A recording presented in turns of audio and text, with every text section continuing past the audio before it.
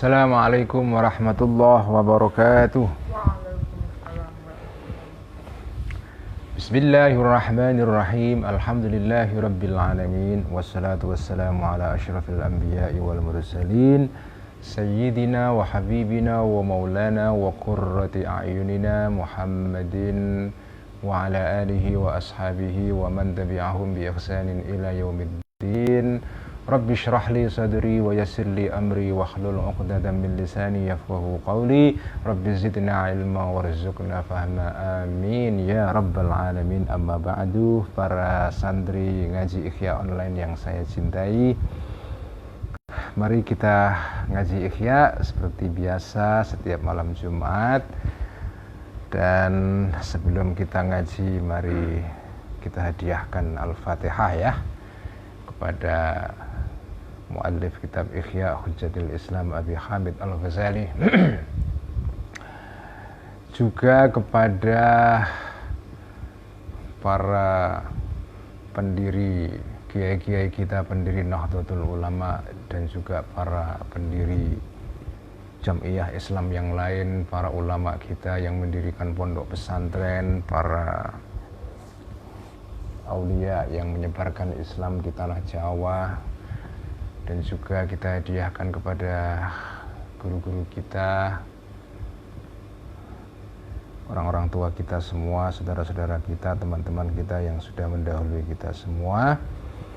Lahum jami'an al-Fatihah. A'udzubillahi minasyaitonir rajim. Bismillahirrahmanirrahim. Alhamdulillahi rabbil alamin arrahmanir rahim maliki yaumiddin iyyaka na'budu wa iyyaka nasta'in ihdinas siratal mustaqim siratal ladzina an'amta 'alaihim ghairil maghdubi 'alaihim waladdallin amin. Bismillahirrahmanirrahim. Qala al-muallif rahimahullahu ta'ala wa nafa'ana bihi wa bi 'ulumihi fid dharain amin. Rabbi yassir wa a'in. Teman-teman semua, mari kita membuka halaman 1031 baris 1 2 3 4 5 6 7 8 1 2 3 4 5 6 7 8 baris 8 dari bawah. Wa kana sya'biyyu ya. Pembahasan kita masih mengenai soal bohong ya. Bohong sebagai afatnya mulut manusia, godaan mulut manusia, sebagai kendala untuk menuju kepada makom manusia rohani ya. Nah, pembahasan yang akan kita baca ini sudah kita mulai pada minggu yang lalu, tentang yang disebut dengan al-ma'arid atau ta'rid ya. Al-mi'rad wal ma'arid atau ta'rid yaitu pasemon ya, nyemoni. Ini pembahasan mengenai ta'rid ini ditulis oleh Al-Ghazali, dan juga ini juga dibahas, diterangkan oleh banyak ulama-ulama yang lain, para ulama kita pada zaman dahulu ya, sebagai cara untuk menghindari situasi yang sulit ya. Jadi ya, saya kira ini manusiawi ya, kalau kita berada atau terpojok di situasi yang dilematis ya. Mau berkata jujur menimbulkan resiko, tetapi kalau bohong juga dosa ya. Nah itu ya, kita kemarin diterangkan ada situasi-situasi perkecualian di mana kita bohong dibolehkan. Ada 3 situasi ya, sudah kita baca panjang lebar pada pertemuan-pertemuan yang lalu. Tetapi ada jalan keluar lain, ada exit yang lain. Jadi exit dari bohong itu ada 2 jenis ya. Exit yang jelas-jelas itu dihalalkan oleh agama karena ada hadisnya, yaitu pada saat kita ingin mendamaikan 2 kelompok yang sedang berkonflik ya, untuk membujuk agar 2 pihak ini mau berdamai, Ya, kita katakan sesuatu yang menyenangkan dia walaupun itu tidak benar, tapi supaya dia mau wawoh kalau dalam bahasa Jawanya itu, mau berdamai. Atau dalam perang, kita sedang saywar, perang urat saraf dengan musuh, ya kita boleh menggunakan tipuan, ya, bohong juga boleh. Atau dalam situasi ketegangan rumah tangga, menjaga keutuhan rumah tangga suami istri, ya dibolehkan bohong yang sekedar untuk menjaga keutuhan rumah tangga. Itu yang exit pertama ya, yang sudah jelas itu dihalalkan karena ada hadisnya. Nah, ada exit kedua yaitu ta'rid ini, yaitu tidak bohong tapi melipir, apa dalam bahasa kita sekarang ini melipir gitu ya. Jadi kayak mencari jalan tikung gitu, menikung. Jadi menggunakan redaksi atau ungkapan yang maknanya itu bersayap ya, ditangkap oleh pendengar, oleh lawan bicara kita sebagai bermakna A, tetapi yang kamu maksudkan adalah B. Itu dibolehkan itu. Ya. Meskipun ya harus tetap dikontrol, dibatasi ya. Jadi ini semua sebetulnya untuk exit atau keluar dari situasi yang dilematis ya. Dan kemarin saya katakan dalam Syiah ada namanya taqiyah ya. Di dalam Sunni ya ini ada ini ya. Jadi ajaran untuk menghindari situasi sulit dengan mengatakan sesuatu yang tidak sebenarnya ya. Kalau Anda terpojok, ya itu nggak apa-apa, dibolehkan itu. Tetapi ya tetap jangan sembarangan, jangan sembrono, seenaknya itu. Jadi ini menarik pembahasan ini ya. Nah ini waqala Sya'bi, wa kana Sya'bi, dan ada Asy-Sya'bi, Imam Asy-Sya'bi ya. Wa kana dan ada Asy-Sya'bi, terkenal namanya adalah Amir ibn Syurahil Asy-Sya'bi ya. Seorang tabi'in besar yang dikenal sebagai salah satu faqihut tabi'in ya. Salah satu ahli atau ya seorang ahli fikih di kalangan para tabi'in. Dan ya seringkali kita baca riwayat hadisnya di Bukhari, Muslim, banyak sekali ini Asy-Sya'bi ini ya. Ini tokoh besar ini. Tokoh besar yang lahir pada zaman Sayyidina Umar ya. Sayyidina Umar, dan meninggal pada tahun 100 Hijrah ya. Jadi lumayan sepuh ya. Dan pernah menjabat sebagai qadhi ya, karena beliau ini seorang alim, ahli fikih ya. Pernah menjabat sebagai qadhi pada zaman Khalifah Umar bin Abdul Aziz ya. Jadi ini tokoh penting ini Asy-Sya'bi ini, dan pernah menjadi duta besar ya, yang diutus untuk mewakili negara Islam ketika itu, yaitu negara Bani Umayyah, untuk berdiplomasi, bernegosiasi dengan Romawi di Bizantium. Di Bizantium itu ya di Turki sekarang. Jadi ini luar biasa tokoh ini ya. Terkenal sekali, hadisnya banyak dan pengaruhnya besar sekali ya. Tinggalnya di Kufah ya. Wa kana, dan ada Asy-Sya'bi, Imam Asy-Sya'bi, idza tuliba, jika dicari, karena ini tokoh besar, kiai besar, jadi ya sering ada tamu ke rumah itu ya. Biasalah tamu kiai besar kan sering ditamoni orang-orang ya. Idza tuliba, ketika dicari Asy-Sya'bi ini fiddari, di rumah dia, fil manzili, di rumah dia, wa huwa, dalam keadaan jumlah haliyah, dalam keadaan Asy-Sya'bi ini yakrahu, tidak suka Asy-Sya'bihu kepada kepada orang yang mencari dia atau kepada at-talab ini ya.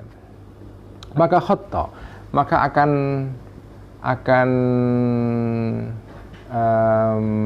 menggariskan atau ya menorehkan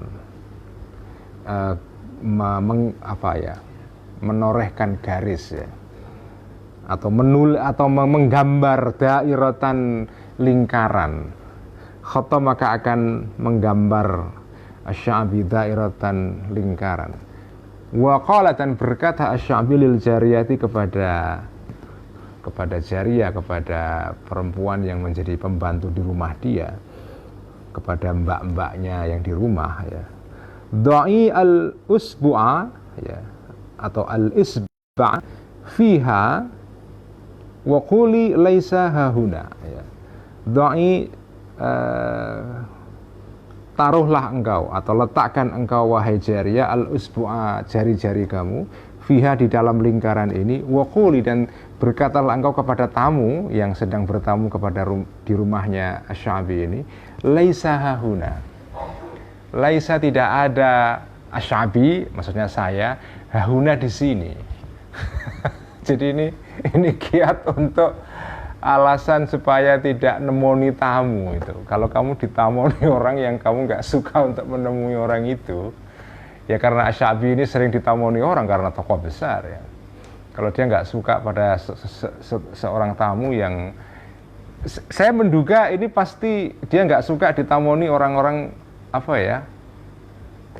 Ya meskipun beliau ini pernah menjadi pejabat negara, tapi beliau ini ya samalah, instingnya atau nalurinya para ulama itu sebenarnya kan nggak dekat-dekat dengan penguasa dan seterusnya ini. Jadi dugaan saya ya beliau ini nggak suka ditamoni orang-orang dari kalangan politik gitu ya, orang-orang dari kalangan pemerintahan. Jadi kalau dia ditamoni orang dan dia nggak suka pada orang itu ya, maka dia akan berkata kepada pembantu di rumahnya, dia menggambar lingkaran gitu, kemudian bilang kepada pembantunya, tangan kamu taruh di lingkaran itu ya, nanti kamu bilang kepada tamu di luar sana itu, dia nggak ada di sini. Maksudnya nggak ada di sini itu nggak ada di lingkaran itu. Padahal maksudnya atau pemahamannya tamu mungkin ya nggak ada di sini, nggak ada di rumah maksudnya. Padahal maksudnya nggak ada di sini itu nggak ada di lingkaran. Nah ini kan kelihatannya apa ya? Kelihatannya kayak dibikin-bikin ini kan artifisial, kayak apa ya, mencari celah menghindari kebohongan dengan cara yang agak clumsy atau agak apa ya, aneh, lucu gitu kan.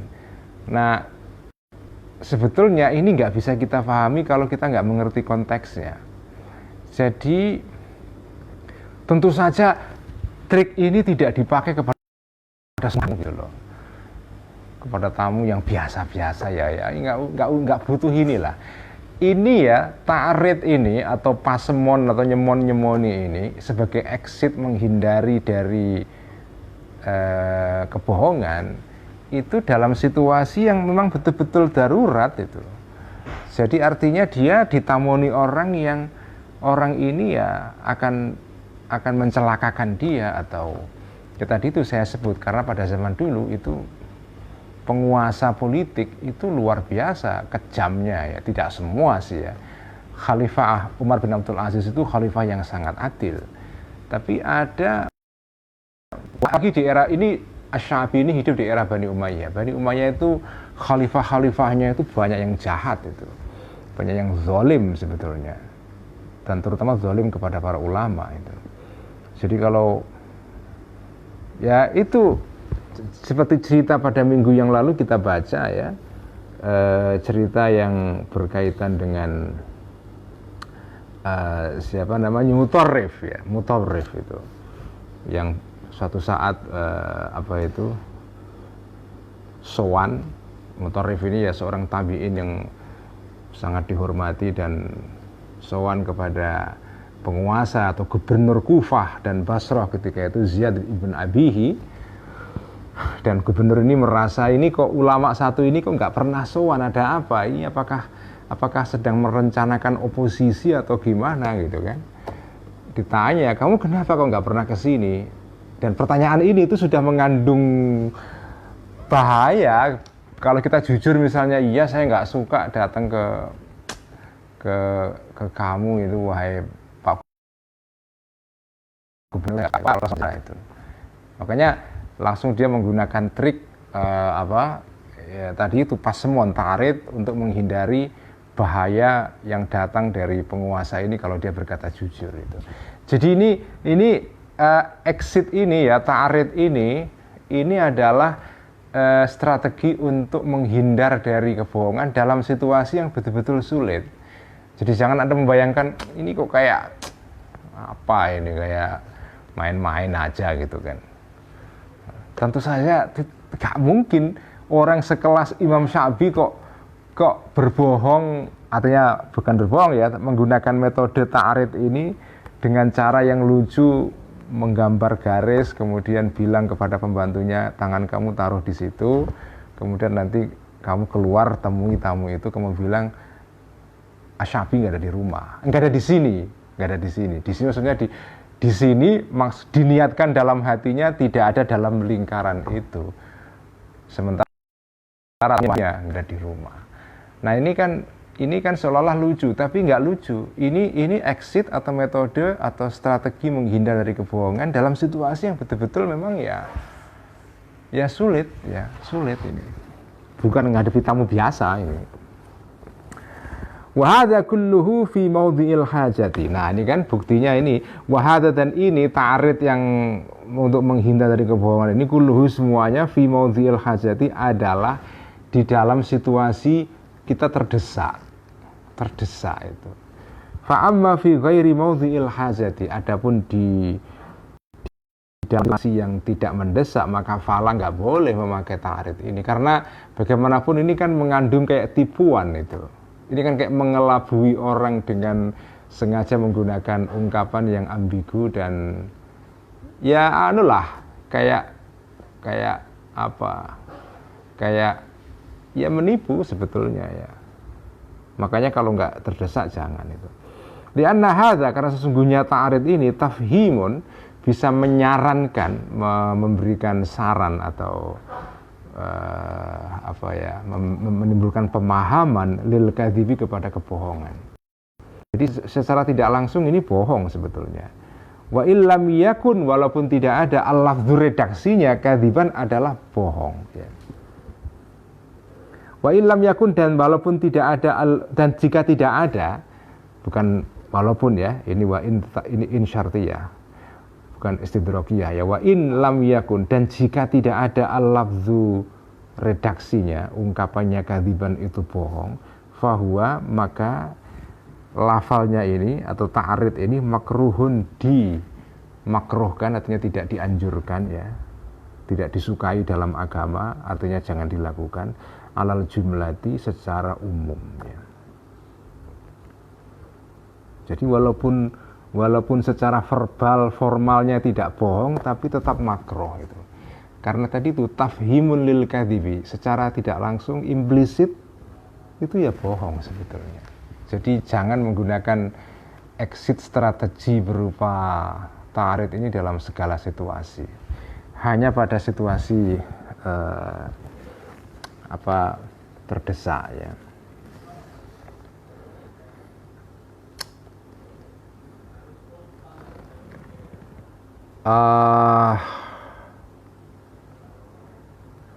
Mana tadi?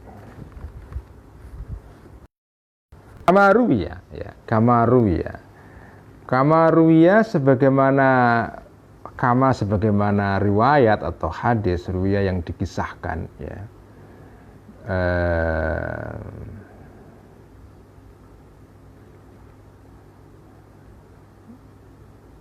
Mana tadi ya? Dikisahkan an Abdullah bin Utbah ya. Dari Abdullah ibn Utbah ya. Qala, berkata Abdullah ibn Utbah, dakhaltu, masuk aku ya. Aku maksudnya Abdullah bin Utbah ya. Dakhaltu, masuk aku, ma'a abi, bersama bapakku, yaitu namanya Utbah ya, Utbah ibn Abdullah ibn Mas'ud ya. Dakhaltu sowan aku ma'abi bersama bapakku ala Umar ibni Abdul Aziz, kepada Khalifah Umar bin Abdul Aziz. Suatu hari saya sowan kepada Khalifah Umar bin Abdul Aziz rahmatullahi alaihi. Fakharastu, maka keluar aku, wa alayya, dan pada diriku thawbun, ada baju. Thob ya, thob itu baju apa? Baju yang panjang ala Arab itu ya, thob itu. Bukan baju kita ini, ya ini thob juga, tapi baju thob itu baju yang apa ya? Yang apa namanya? Terusan itu ya. Wa alaya, dan di atas diriku thawbun, ada baju ya. Dan thawbun itu apa ya? Baju yang apa ya? Dalam tradisi masyarakat Arab, thawb itu baju yang kelasnya termasuk tinggi itu ya, kelasnya tinggi. Jadi artinya baju yang mahal sebetulnya. Faja'ala, maka jadi dia keluar dari pendoponya atau istananya Khalifah Umar bin Abdul Aziz ya. Dan kemudian ketika dia keluar, dia memakai baju thob itu, baju thawb ya. Faja'ala, maka mulailah an-nasu, orang-orang yaquluna, berkomentar orang-orang ini. Hadza kasakahu Amirul Mukminin. Hadza, baju ini, kasaka, memakaikan atau memberikan kepada kamu, hu, atau baju tadi itu, Amirul Mukminin, Amirul Mukminin, yaitu Umar bin Abdul Aziz. Oh, kamu dikasih baju keren ini ya oleh Amirul Mukminin ya. Fakuntu, maka ada aku lu berkata aku, maksudnya Abdullah bin Utbah ya. Jazallahu Amirul Mukminin khairan ya. Sebetulnya ini baju ya, baju milik dia sendiri, tapi baju keren ya, baju keren. Kan sowan raja itu kan ya harus pakai baju yang bagus kan. Makanya thob itu tidak baju sembarangan, itu baju bagus thob itu. Ketika dia keluar dari istananya, dari tempat tinggalnya Khalifah Umar bin Abdul Aziz, teman-temannya atau orang-orang lain lihat dia pakai baju bagus, ditanya, wah kamu kok keren ya dapat baju, kamu dapat baju dari sang raja ini. Jawaban dia, jazallahu Amirul Mukminin khairan. Ini baju dia sendiri, tetapi dia ketika orang-orang bertanya, kamu diberi baju raja ya, itu dia tidak menyangkal bahwa ini bukan baju pemberian raja, ini baju saya sendiri. Dia nggak mau menyangkal itu karena dia merasa bahwa kalau orang-orang tahu dia mendapatkan baju dari raja, itu kan semacam kayak dapat kehormatan itu, dapat kehormatan itu. Jadi dia nggak mau menyangkal itu, tapi juga tidak membenarkan, ya, didiamkan saja. Jadi dia ini kan bohong juga sebetulnya ya. Makanya jawabannya jazallahu Amirul Mukminin khairan. Jaza, semoga membalas Allah Amirul Mukminin kepada Amirul Mukminin, kepada sang raja, khairan, kebaikan. Semoga Allah membalas sang khalifah. Kata-kata ini kan menyarankan seolah dia dapat baju dari khalifah, padahal enggak itu. Faqala, maka berkatalah berkatalah li kepadaku abi bapakku, ya bunayya, wahai anakku, ittaqil kadhiba, ittaqi, takutlah engkau al-kadhiba, kepada bohong, kepada kebohongan, wama, dan hal-hal asbaha yang menyerupai ma ini hu, kepada kebohongan. Kamu jangan bohong dong, kan ini baju bukan pemberian khalifah, kamu kok, ya memang ucapan dia jazallahu Amirul Mukminin khairan itu tidak mengandung kebohongan. Semoga Allah membalas sang raja, itu kan ya netral saja, tidak membenarkan sangkaan orang-orang bahwa dia dapat pemberian dari raja, tapi juga tidak menyangkal, netral saja. Tetapi orang-orang yang mendengar perkataan kamu jazallahu Amirul Mukminin khairan itu menyangka kamu betul-betul dapat hadiah dari raja itu. Nah itu namanya ta'rid itu, namanya ta'rid itu. Dan ketika bapaknya tahu anaknya berbuat seperti itu, ya diprotes. Kamu jangan bohong lah, itu kan tidak benar itu. Jadi fanaha, maka mencegahlah ya bapaknya tadi kepada Abdullah bin Utbah anzalika, dari tindakan ta'rid tadi. Li'anna fihi, karena di dalam ta'rid ini takriran ada konfirmasi, menetapkan, mengkonfirmasi lahum kepada annas, kepada orang-orang itu, anzannin dari sangkaan ya, anzannin dari sangkaan, kadzibin yang bohong, li ajli gharadil mufakharati, karena tujuan untuk angga-anggaan atau apa ya, kebanggaan, kan bangga kalau dapat pemberian dari sang raja itu. Wahada, dan ini gharadun adalah tujuan batilun yang batal, la faidata fi, tidak ada faedah di dalam gharad ini. Kalau di kita ini sama lah. Ini sama dengan kalau kita seminar, ini sering saya hadapi ini. Ada orang seminar gitu kan. Itu kan biasa orang memanggil pembicaranya doktor atau profesor gitu. Padahal ya belum doktor, belum profesor. Kayak saya ini sering dipanggil doktor padahal nggak doktor gitu kan. Lalu ya kita seneng aja dipanggil doktor kan. kita tidak menyangkal, tapi kita juga tidak membenarkan ya. Diam saja itu.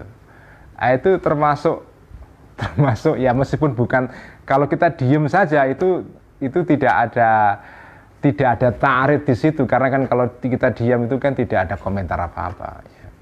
Kalau ini jelas ta'rid itu harus diucapkan ya, diucapkan secara verbal. Jadi kamu mengucapkan sesuatu yang mengandung makna ganda, mengelabui lawan bicara itu.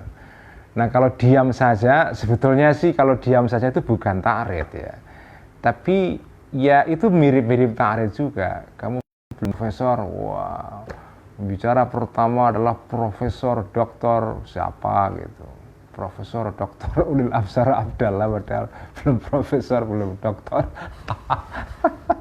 Ya kita dipanggil profesor kan, ya orang seneng kan.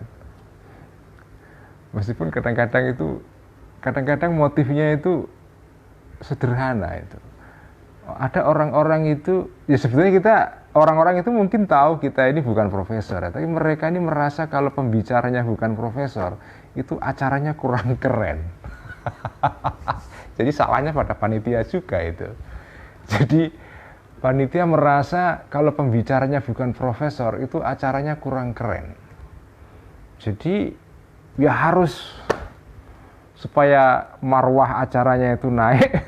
Jadi ya sudah, pembicara semua dibilang profesor semua itu, supaya para hadirin itu merasa, hadirinnya juga begitu juga merasa, wah kalau saya menghadiri seminar kok tidak profesor yang pembicara, itu kayaknya kurang keren juga itu. Jadi kalau merasa menghadiri seminar yang pembicaranya profesor, terus bangga gitu ya. Nah, inilah lingkaran setan akhirnya. Lingkaran setan itu. Jadi ya sebaiknya itu janganlah dilakukan seperti itu ya. Naam. Nah, jadi ta'rid itu dibolehkan, tapi fi ma'ridil hajah ya, atau fi maudhi'il hajah, di dalam situasi kita terdesak ya, emergency, itu boleh.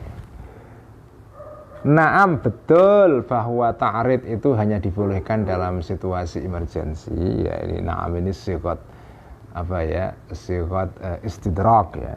Jadi betul ya, memang kaidah dasarnya ta'rid itu, pasemonan itu boleh dilakukan dalam situasi yang mendesak. Tetapi al-ma'aridu, pasemonan ini, atau ya tubahu, dibolehkan al-ma'arid li gharadin, untuk tujuan khafifin, yang ringan. Boleh saja dalam situasi yang bukan terdesak, misalnya, tapi ya situasi yang situasi yang casual, santai gitu ya. Jadi bukan dalam situasi yang serius ya. tapi situasi santai. Kata bi qalbil ghairi, seperti menyenangkan hatinya orang lain. Bil mizahi, dengan cara apa? Guyon. Itu boleh itu. Karena Kanjeng Nabi juga melakukan itu. Kaqauli, seperti, bahkan Kanjeng Nabi itu kadang-kadang guyonnya juga kadang-kadang agak, ya kalau bahasa kita ya itu agak usil juga.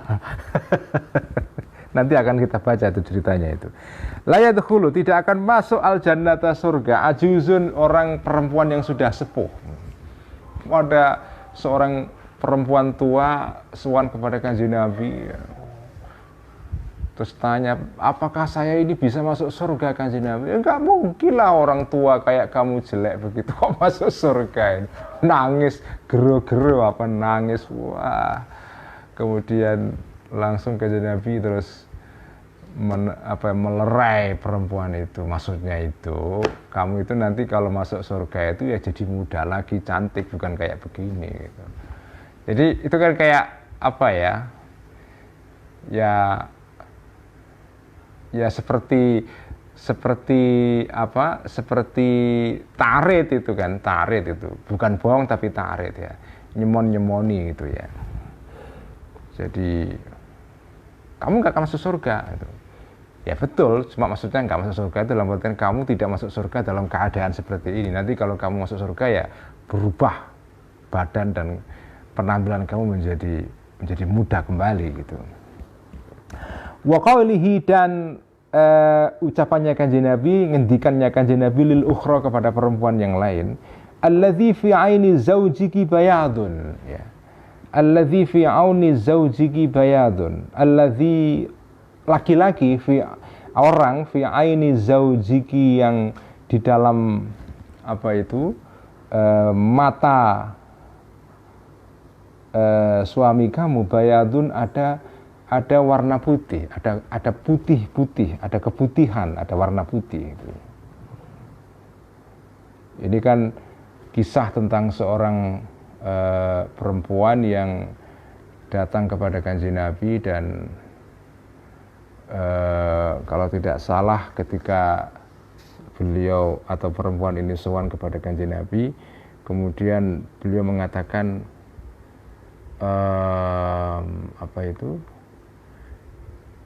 suami kamu di rumah sakit ya? Di matanya ada putih. Kalau mengatakan di matanya ada warna putih, itu maksudnya kalau orang yang secara umum memahami ungkapan ini, itu adalah maksudnya orang yang kena penyakit kebutaan. Jadi alladzi fi aini zaujiki bayadun, itu maksudnya adalah kebutaan. Kamu pulang, suami kamu itu matanya berubah putih itu. Kamu segera pulang itu. Wah, ini perempuan ini kan langsung kaget kan. Ini ada apa suami saya? Ada apa itu? Dikira sakit buta betul itu. Begitu sampai rumah ternyata waras. Kamu kenapa? Wahai suamiku, kamu sakit buta ya? Enggak, saya biasa aja. Lalu balik kepada Kanjeng Nabi. Kanjeng Nabi, kenapa kok jenengan bilang bahwa suami saya matanya ada putih-putih gitu? Lah ya benar kan, mata kan ada putih-putihnya. Kalau mata hitam semua namanya bukan mata. Ya, jadi Kanjeng Nabi kayak nggodain sahabatnya. Ini kan ini menarik sekali. Kenapa Kanjeng Nabi melakukan ini semua? Ya, ini menunjukkan bahwa Kanjeng Nabi ingin mengakrabkan diri dengan sahabat-sahabatnya. Orang yang melakukan tindakan seperti ini kalau dalam bahasa Inggris teasing. Teasing itu nggodain itu ya, teasing itu. Orang yang godain orang lain itu kan pasti karena ada keanehan orang itu. Jadi Kanjeng Nabi ini melakukan ini ya karena untuk menciptakan suasana keakraban dengan sahabat-sahabatnya. Jadi kadang-kadang sahabatnya itu digodain kayak begini, di teasing gitu. Pulang kamu, suami kamu itu matanya putih itu. Dikira buta gitu. Kaget itu, begitu sampai rumah waras. Balik protes kepada Kanjeng Nabi. Kanjeng Nabi itu gimana sih, suami saya baik-baik saja kok dibilang matanya putih. Loh ya, mata itu ya ada putihnya lah, masa hitam semua. Nah ini kan ta'arid ini namanya ta'arid ya ini ya. Menggunakan kata yang maknanya ambigu, yang mutakallimnya, yang pengujarnya memaksudkannya makna A, tetapi yang menangkap itu dikira maknanya B gitu. Jadi seolah-olah, nah inilah permainan bahasa ini nih kan. Ini namanya bahasa itu kan, bahasa manusia itu kan unik ya, bisa kalau di Jogja ada namanya plesetan gitu kan. Ya itulah, dalam bahasa Arab juga ada plesetan itu. Walil ukhra, dan kepada perempuan yang lain, nahmiluka atau nahmiluki ala waladil ba'iri. Nahmiluki ala waladil ba'iri. Nahmiluki akan menaikkan aku kepada engkau wahai perempuan, ala waladil ba'iri, terhadap anaknya unta itu. Jadi ada perempuan datang kepada Kanjeng Nabi minta dikasih tumpangan gitu. Dikasih tumpangan gitu kan. Karena nggak punya unta, nggak punya kendaraan, jadi minta dikasih tumpangan untuk pulang. Lalu Kanjeng Nabi berkata kepada perempuan itu, ya udah, nanti kamu tak naikin ke anak unta. Anak unta. Perempuan ini memahaminya anak unta itu ya anak unta yang masih anak-anak itu, masih anakan ya. Lalu protes perempuan ini, masa orang tua seperti saya kok disuruh naik, masa kuat naik anak untanya, Kanjeng Nabi itu. Kanjeng Nabi menjawab, ya semua unta itu kan pasti anaknya bapaknya atau ibunya. Mana ada unta datang ke dunia ujuk-ujuk langsung jadi unta, kan pasti dia karena diperanakkan oleh ibunya atau induknya itu kan. Semua unta ya pasti anaknya unta lah, nggak ada unta kok tidak anaknya unta. Ini menarik sekali ya, Kanjeng Nabi itu godain sahabat-sahabatnya itu. Ta'arid ini ya. Nah, ta'arid seperti ini ta'arid yang ini kan tidak darurat situasinya, situasi biasa, situasi guyonan. Itu tidak masalah karena tujuannya untuk tatyibu qalbil ghair ya. Sekedar untuk menciptakan suasana familiar, itu namanya tatyibu qalbil ghair ya. Biasalah dia apalagi di kalangan santri itu, wah sampean kalau pernah mondok itu ya. Zaman sekarang sih sudah beda jauh. Ini kalau saya diceritai Abah Gusmus ya, zaman dulu itu kalau santri gojloki santri baru, waduh itu mengerikan itu ya. Jadi dalam bahasa sekarang itu, kalau dulu masih ada perpeloncoan ya. Kalau ada santri baru ya, wah itu digojlok dulu. Kenapa harus digojlok? Supaya dia menjadi bagian dari komunitas di situ sehingga jadi akrab. Kalau dia sudah digojlok, lalu ya udah dia diterima sebagai bagian dari bagian dari kami gitu ya. Wah itu begitu. Jadi gojlok ini kan kayak Kanjeng Nabi gojlok juga ini. Gojlok juga kan. Gojlokan itu sejak dulu sudah ada ya. Kanjeng Nabi melakukan gojlokan juga. Makanya kalau di pondok pesantren dulu santri baru digojlok, wah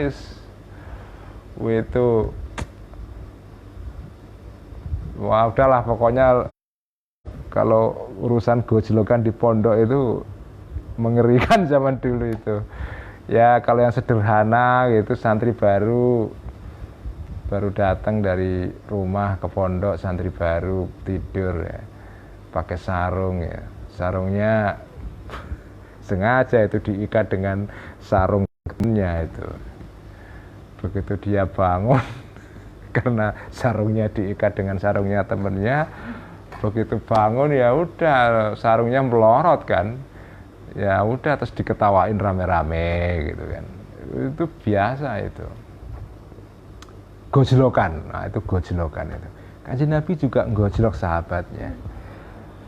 Meskipun ya sekarang ini beda sih ya zamannya ya. Sekarang kalau gojlok terlalu berlebihan ya itu bully, perundungan itu. Dan memang perundungan sebetulnya, sebagian gojlokan itu sudah berbau perundungan. Kadang-kadang saya nggak tahu ya. Ya saya sendiri nggak setuju dengan perundungan itu. Tapi memang, dan saya juga pernah menjadi korban perundungan itu. Tapi memang ada benarnya juga ketika orang mengatakan bahwa kalau sampean itu menghilangkan gojolokan-gojolokan seperti ini sama sekali demi kesehatan mental orang, itu orang kadang-kadang tidak, dalam hidupnya tidak mengalami fase-fase yang keras gitu, untuk bagian dari proses pembentukan diri sebetulnya. Jadi ya samalah dengan orang sekarang terlalu berlebihan memperhatikan kesehatan itu. Wah, sekarang ini luar biasa lah orang kalau soal kesehatan itu. Makannya, minumnya dijaga, diet akhirnya nggak pernah tubuhnya ini nggak pernah diuji dengan makanan yang ya berbahaya. Jadi ya zaman saya kecil dulu kan biasa makanan sembarangan di pinggir jalan sehingga tubuh kita ini belajar untuk beradaptasi dengan lingkungan yang keras. Begitu sekarang orang terlalu over dalam memperhatikan masalah kesehatan, over sanitasi, akhirnya kita nggak pernah belajar itu tubuh kita untuk beradaptasi dengan situasi yang keras, tapi ini soalan yang lain, yang saya katakan ini bukan berarti membenarkan perundungan, Wa amal kadzibu, adapun bohong as-sorihu yang jelas, itu nggak boleh, kama fa'ala sebagaimana dilakukan, kama sebagaimana tindakan fa'ala yang melakukan kepada ini Nu'aimanu, sahabat Nu'aiman al-Ansariyu ma'a Uthmana, bersama Sayyidina Uthman yaitu khalifah. Ini peristiwa terjadi pada saat Sayyidina Uthman sudah jadi khalifah itu, ma'ad dhariri, bersama fi qissatid dhariri, di dalam cerita yang menyangkut seorang yang dharir, yang buta, yaitu namanya Makhramah, Makhramah ibn Naufal ibn Uhaib ibn Abdi Manaf ibni Zuhrah az-Zuhri, atau yang disebut dengan Abul Miswar. Ini kisah terkenal, ini kisahnya Abul Miswar bersama Nu'aiman al-Ansari. Ini ada sahabat namanya Nu'aiman al-Ansari. Suatu saat ada orang tua. Ini kisah ini lucu banget ini. Ini kisah layak jadi status Facebook ini. Ini ada orang tua namanya Makhramah tadi, Abul Miswar, yang sudah sepuh umurnya hampir 100 tahun, 90-an tahun, datang ke masjid Madinah. Dia buta. Nah, kemudian dia itu kepengen pipis, ya karena buta, pipis, dia nyari tempat gitu, dikira jalan gitu sudah sampai di luar masjid, tapi ternyata masih dalam masjid. Dia terus kemudian buka sarungnya mau pipis. Orang rame teriak, ini masjid, jangan pipis di sini gitu. Kemudian sahabat ini Nu'aiman ini mendatangi Abul Miswar ini. Mbah, tak bantu mbah sini, tak cariin tempat yang aman untuk pipis. Dibawalah sahabat ini Abul Miswar ini dibawa ke tempat di pojokan itu, pojok masjid, Abul Miswar mengira karena sudah dibawa oleh Nu'aiman, dikira dia sudah dibawa ke tempat yang memang layak untuk pipis di situ. Tiba-tiba dia pipis, sudah pipis beneran. Tiba-tiba ternyata dia masih di dalam masjid itu. Memang sengaja diblondroke atau ditipu oleh Nu'aiman ini. Dikerjain oleh Nu'aiman. Dia dibawa ke pojokan, ternyata masih di dalam masjid, tapi Abul Miswar mengira itu sudah di luar masjid, pipis di situ. Orang teriak lagi itu. Abul Miswarnya marah, ini siapa yang nunjukin saya ini? Kok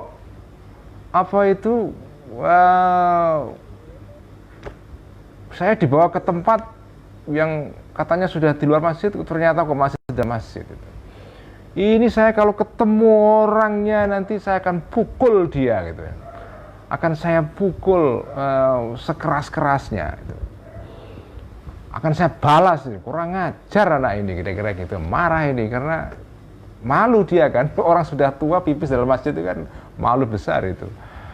Kemudian di suatu hari Abul Miswar datang ke masjid lagi untuk sholat. Nah, kemudian Nuaiman itu mendatangi Abul Miswar ini.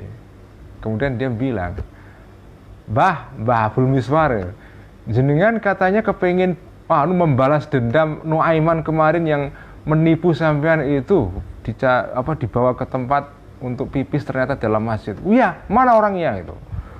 Kemudian ini di tengah-tengah sholat ini, sholat jamaah sudah berlangsung, diimami oleh Sayyidina Utsman, khalifah. Kemudian Nuaiman membawa, dia tidak ngaku kalau dirinya Nuaiman, ya, dia tidak menyebut namanya. Lalu Mbah Abul Miswar ini dibawa ke sampingnya Sayyidina Utsman. Lalu Nuaiman berkata kepada Abul Miswar, ini Mbah, ini Nuaiman kemarin nipu sampean itu. Kemudian Abul Miswar mukul Sayyidina Utsman. Dikira itu Nuaiman, padahal itu adalah Khalifah Utsman. Nuaimannya lari. Tapi ini kalau ini gojlokan yang agak keterlaluan ini. Masa kok ini kan ngerjain khalifah. ngerjain khalifah ini. Ini ngerjain khalifah ini. Ya ini samalah ceritanya Mbah Bisri, bapaknya Abah Gusmus dulu.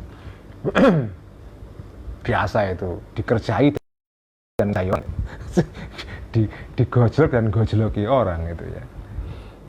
Seperti pernah saya tulis di status Facebook saya. Ini cerita yang saya dengar dari Abah juga kan.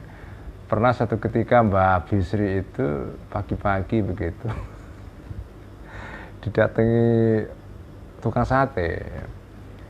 Ketika itu di Rembang itu ada tukang sate, satenya sate babi. Kemudian tukang sate datang ke situ, mungkin katanya juga nggak ngerti siapa itu Mbah Bisri ketika itu ya. Tukang satenya datang ke rumahnya Mbah Bisri, Mbah, katanya jenengan butuh sate babi. Langsung Mbah Bisri tahu ini pasti ini kerjaannya si ada temennya namanya siapa, Mukhtar atau siapa gitu ya. Ini pasti si Mukhtar ini kurang ajar ini ngerjain saya. Masa tukang sate babi disuruh ke rumah kiai gitu kan. Ya lain hari dikerjain balik itu yang temennya itu si Mukhtar ini. Ya begitulah. Jadi gojlokan itu ternyata ini menarik ya. Gojlokan itu ternyata sudah ada sejak zaman Kanjeng Nabi itu.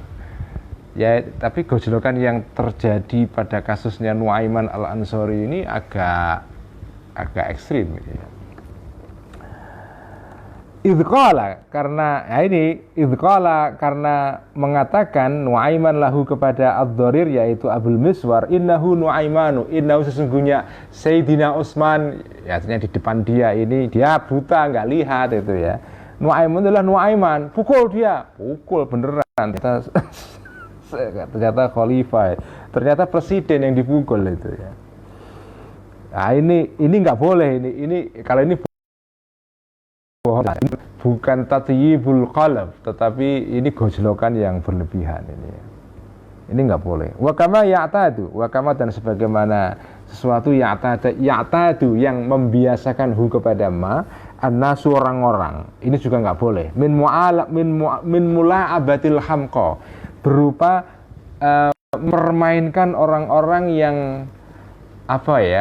yang agak terbelakang secara mental, itu al-hamqa ya. Orang yang agak kurang kadar mentalnya itu. Bitaghrihim dengan cara menipu al-hamqa bi anna imra'atan, sesungguhnya seorang perempuan qad raghibat sungguh suka atau mencintai perempuan itu fitazwi jika di dalam mengawini kamu itu. Nah, itu nggak boleh itu. Kamu menipu orang yang memang dasarnya secara mental itu terbelakang, kamu kasih tahu, ada si cewek yang naksir kamu loh, wah bahaya banget itu, bisa menghancurkan hidupnya itu. Fa ingkana, maka jika ada fihi di dalam at-ta'rid ya, dararun, ada bahaya yuaddi yang menyebabkan darar ini ila idza'i qalbin, kepada menyakiti hati, maka fahuwa, maka ta'rid yang seperti ini haramun, adalah haram. Jadi kalau gojloki tetapi yang nyakiti hati itu ya nggak boleh ya. Tapi kalau gojlokan di Facebook antara Mbah Zainal wong-wongan, Mbah Nyut, Pak Demong Paryono, nah itu nggak apa-apa lah, Mas Imam Badrus Samsi. Nah itu kan, ini teman-teman kan sering gojlokan di Facebook ya. Mas Fauzi, ada Kang Kiai Akram, Mas Aris, Mas Gofir. Ya kadang saya juga ikut gojlok juga. Jadi gojlokan itu sesuai dengan sunnah Kanjeng Nabi ya. Tapi kalau ini ya, kalau terkontrol ya. Karena Nabi melakukan itu. Tujuannya apa? Tathiyibul qalb, membuat suasana rileks ya. Itu namanya tathiyibul qalb. Itu nggak apa-apa, nggak dosa itu ya, bahkan bagus ya. Itu bagian dari pergaulan sosial. Kanjeng Nabi melakukan itu ya. Jadi ada gojlokan yang halal, ada gojlokan yang haram ya. Ini ngaji malam ini penting ini, karena gojlokan ini ya bagian dari keasikan dalam bermedsos kan ya, bermedsos itu. Tapi kadang-kadang yang berlebihan, ya kalau berlebihan ya sebaiknya diingatkan, ya balik lagi gitu kan. Jadi boleh, gojlok itu boleh ya. Wa illam yakun, dan jika tidak ada doror tadi itu atau ta'rid tadi itu, illa limutayabatihi, kecuali untuk menyenangkan atau berbaik-baik kepada seseorang ya, al-ghair tadi, fala yusafu, maka tidak disifati sahibuha, orang yang memiliki ma'arif tadi itu, bil fiski, dengan kefasikan. Jadi kalau kamu menjalankan atau mengatakan sesuatu yang tadi ini berbau ta'rid ini atau isinya ta'rid ya, karena ini tidak ya kan tidak secara formal tidak bohong itu. Jadi orang yang melakukan ini itu tidak menjadi fasik ya, tidak terkenai sifat fasik, kefasikan, karena kan bohong itu termasuk alamat orang yang fasik kan, orang munafik gitu. Walakin yang kusu ya, walakin yang kusud, tetapi mengurangi zalika ta'rid yang untuk tujuan mutayabah tadi itu, min darajati imani, dari derajat imannya orang bersangkutan. Ya memang iman kamu terpengaruh, derajatnya turun itu, tapi itu tidak menimbulkan kefasikan itu ya. Qala, bersabda kanjeng Nabi sallallahu alaihi wasallam, la yakmulu lil mar'i al imanu hatta yuhibba li akhihi ma yuhibbu li nafsihi wa hatta yajtanibal kadhiba fi muzahihi atau fi mizahihi. La yakmulu, tidak sempurna, lil mar'i, bagi seseorang, al imanu, imannya orang ini, hatta yuhibba, sehingga mencintai al mar'u tadi itu, li akhihi, kepada saudaranya al mar'u, ma, sesuatu, yuhibbu, yang menyukai al mar'u tadi itu, terhadap ma, li nafsi, terhadap untuk dirinya al mar'u. Jadi kamu itu tidak sempurna imannya kalau kamu tidak berbuat kepada teman kamu ya sesuatu yang kamu suka orang lain berbuat sesuatu itu kepada diri kamu. Kalau kamu suka diperlakukan baik oleh orang lain, kamu harus memperlakukan baik juga terhadap orang lain ya. Baru iman kamu sempurna kalau begitu. Tapi kalau kamu inginnya orang lain menghormati kamu, tapi kamu nggak mau menghormati orang lain, itu namanya, itu menunjukkan iman kamu belum sempurna. Iman yang sempurna itu tandanya adalah kamu melakukan tindakan yang bersifat resiprokal. Resiprokal itu sama-sama, seimbang. Kamu tidak suka diusilin, nggak ngusilin orang. Kamu nggak suka diganggu, nggak mengganggu. Kamu nggak suka kalau antri dipotong orang lain, kamu nggak memotong antrian orang lain. Ya. Kamu tidak suka menggojloki orang yang nyakiti hati, ya, nggak suka digojlok, ya, yang berlebihan, yang nyakiti hati. Kamu juga tidak menggojlokin orang lain seperti itu. Jadi orang beriman itu tandanya adalah yang sempurna imannya adalah ngerti perasaan orang lain. Nah, berdasarkan perasaan kamu sendiri, kalau kamu merasa tindakan ini kok menyakitkan diri kamu, pasti orang lain juga akan sakit jika menerima tindakan itu. Jadi kamu jangan melakukan itu. Gitu. Saya kok suka ya kalau saya itu misalnya membantu orang terus diucapi terima kasih, itu kira-kira orang lain ya pasti sama lah perasaannya, kira-kira kan begitu kan. Kalau orang lain membantu kita, dia juga suka kalau kita ucapi terima kasih. Jadi ini menarik sekali ya hadis Kanjeng Nabi yang satu ini. Orang itu imannya tidak sempurna kalau kita tidak bisa menempatkan diri seolah-olah di tempatnya orang lain itu. Kalau dalam bahasa Inggris itu istilahnya putting yourself in other shoes, ya, menempatkan dirimu di sepatu orang lain. Bayangkan kalau kamu misalnya berada di situasi orang lain itu, apa yang kamu rasakan? Jadi bayangkan kamu itu berada di situasi itu, terus kamu mendapatkan perlakuan tertentu, kamu sakit hati enggak? Sakit hati, ya udah kamu jangan lakukan itu kepada orang lain. Itulah tandanya orang beriman, orang yang ngerti perasaan orang lain, orang yang, dengan kata lain, hadis ini kalau dijawakan, di bahasa Jawa itu kira-kira maknanya adalah orang yang sempurna adalah orang yang tepo seliro. Nah, itu terjemahan yang paling bagus dalam bahasa Jawa itu.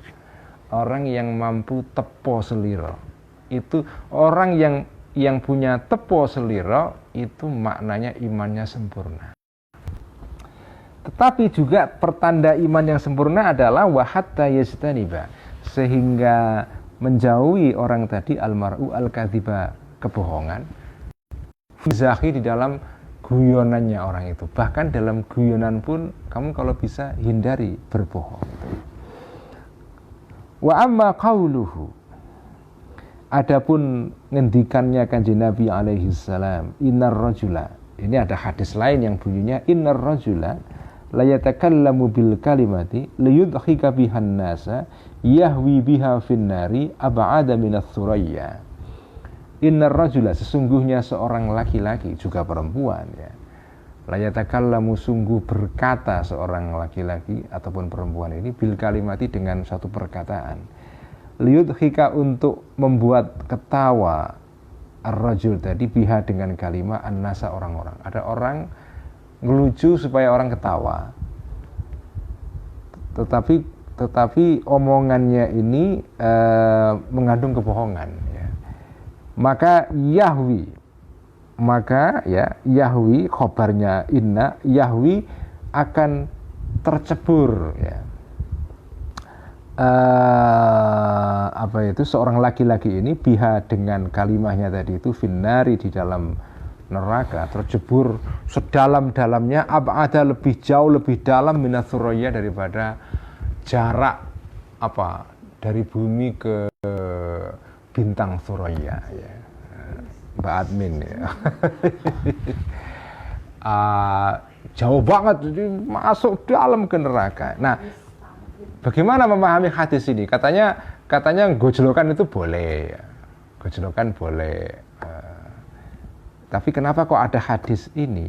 Nah, ini hadis ini maksudnya adalah arada, memaksudkan Kanjeng Nabi dengan qaulihi tadi itu, sesuatu, ya, kebohongan, atau ya ta'rid ya, fihi di dalam maghibatu muslimin ada unsur ngerasani atau ngerumpiin, ngomongin orang muslim dan juga bukan muslim juga.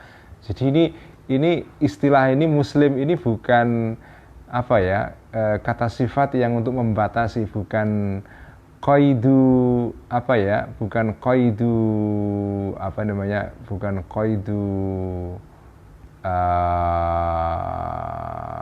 apa qaid atau pembatasan yang sifatnya untuk apa ya, lil hasr ya, tetapi sifatnya adalah ya sekedar untuk apa ya, karena situasi atau konteksnya berbicara dengan seorang muslim ya maka digunakan istilah muslim.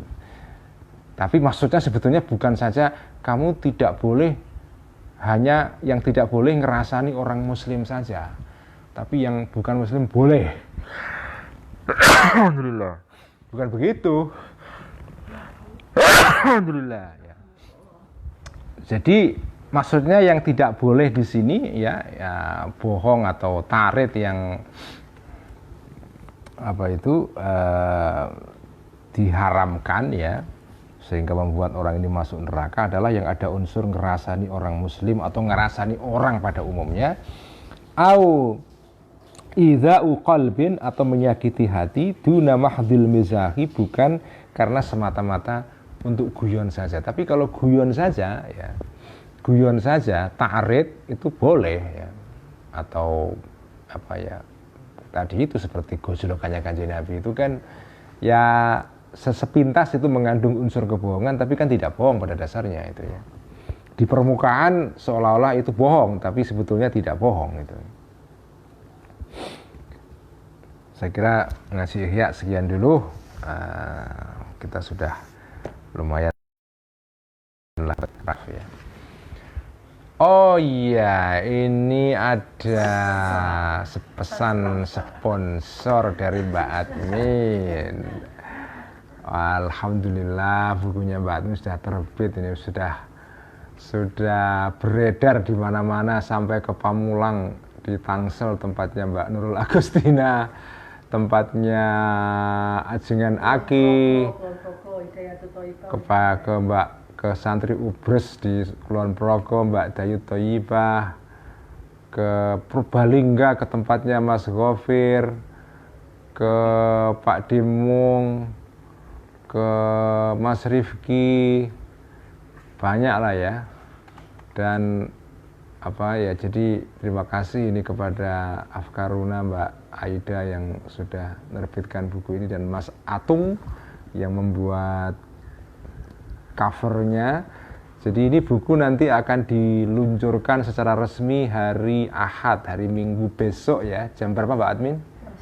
Jam 10 pagi, dan akan dihadiri spesial, tamu spesial, yaitu Abah Gusmus ya. Jam 10 pagi, usahakan kuota internetnya ada door prize-nya. Jadi siapkan kuota handphonenya diisi sepenuh-penuhnya supaya tidak kehabisan kuota ya. Jadi Minggu pagi jam 10 akan launching bukunya Mbak Admin bersama beberapa orang-orang yang nanti akan diundang, termasuk tamu spesialnya adalah Abah ya, Gusmus ya. Terima kasih. Moga-moga teman-teman bisa ikut dan berkenan beli bukunya. Mas Agus kayaknya beli banyak, dan untuk Mas Fauzi Agus ya, Mas Amrul, Mas Ghafar ya, banyak beli untuk traktir teman-teman ya. Terima kasih semua teman-teman yang sudah berbaik hati membeli bukunya Mbak Admin. Mbak Admin tuh senengnya luar biasa hari-hari ini, jadi nggak pernah dia seseneng sekarang itu, karena ini karya pertama dan insya Allah akan diikuti setelah ini ada buku Mbak Admin kedua yang insya Allah akan mengagetkan. Mari kita tutup ngaji dengan sholawat tibbil qulub, wasilah dengan sholawat ini untuk kesembuhan kita, saudara-saudara kita, teman-teman kita yang sedang sakit terutama karena COVID ya. Allahumma salli ala sayyidina Muhammadin tibbil qulubi wa dawaiha wa afiyatil abdani wa shifaiha wa nuril absari wa dhiyaiha wa ala alihi wa sahbihi wa sallim. Allahumma salli ala sayyidina Muhammadin tibbil qulubi wa dawaiha wa afiyatil abdani wa shifaiha wa nuril absari wa dhiyaiha wa ala alihi wa sahbihi wa sallim.